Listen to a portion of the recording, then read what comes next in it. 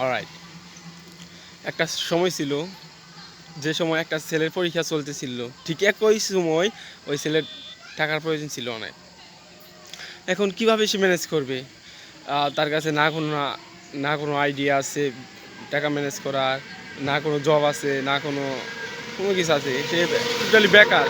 সে পড়াশোনা করে এবং আর কিছু করে না, শুধু পড়াশোনা করে। তো এখন কিভাবে ম্যানেজ করা যায়? সে চিন্তিত। অনেক চিন্তা করার পর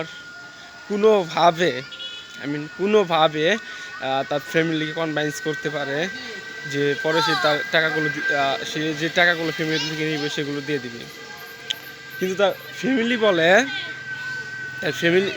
বলে দিবে না, হ্যান ত্যান, কিন্তু অনেক কিছু বলে অবশেষে তার ফ্যামিলির কাছ থেকে নিতে পারে।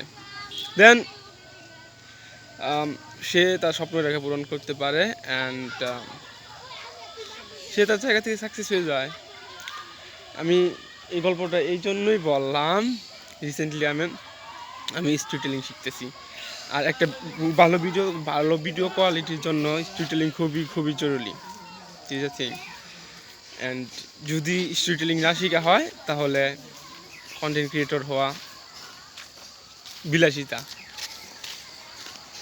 So this is the reason why I am trying to learning storytelling. This is the reason. This is a very simple concept, you can say. So I must learn storytelling. So অবশ্যই আমার storytelling শিখতেই হবে যেভাবে হোক না কেন। So this is the reason, bro. So মা উচ্ছা কত